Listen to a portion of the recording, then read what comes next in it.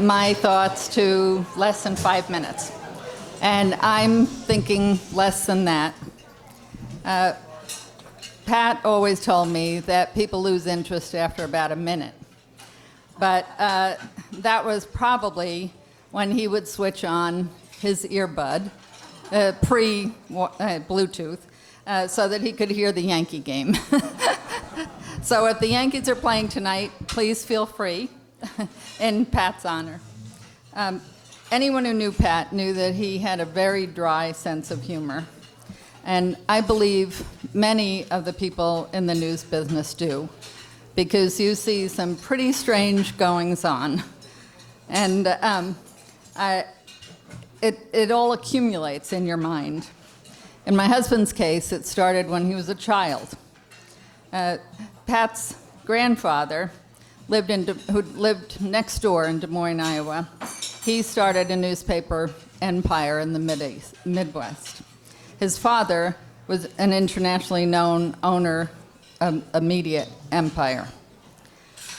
And throughout that, his father's era of Look magazine, Pat was fortunate to meet all the biggest players in world politics and in the field of entertainment. He wanted to be a physicist, so he got his degree in physics at Bowdoin College, hoping he could follow his dream. But his father wanted Pat, his only son, to be a newspaper man. So he put Pat in the position of being a circulation manager, a news reporter, an editor, and a publisher of daily newspapers in Florida, and then the Suffolk Sun on Long Island. The daily newspaper was not for Pat at all. He preferred the real local interest of town residents. The news that dailies had little time or space to cover. Pat switched to purchasing weeklies in communities that he really enjoyed.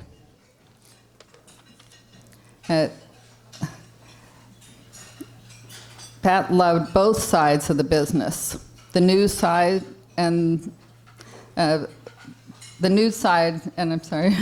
bringing in the challenge of bringing in the revenue to make it happen. Admittedly, there was a safety net. He poured his own funds in until getting the struggling local papers up on their feet. Pat was a quiet, reserved man who knew what he was doing. His Sag Harbor Express went from being a 4-page, hand-pasted sheet to achieving NYPA's best paper in New York State for, I don't know, how many years in a row, Ryan? We were trying to figure that out, but about 6 or 7 years in a row. Pat's father would have been very proud about this award tonight, even though he didn't quite understand the importance of weekly papers. Pat did. And he enjoyed hanging his hat in Sag Harbor. He loved that paper, he loved that town, he loved being able to walk down Main Street and know most of the people who were passing by. He understood the importance of weekly newspapers. And I am so proud. His father would have been so proud of him because this wasn't a world that his father knew. And I am so proud of him. It is an honor to accept this award on his behalf tonight. And I also thank the staff of the papers, of Pat's papers. He knew the job was not easy, and his success was your success.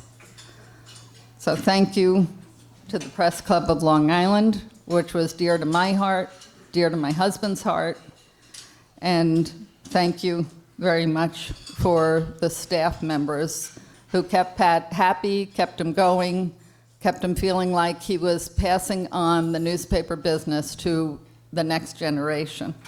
Thank you so much to Brian Boyan for being his right-hand man.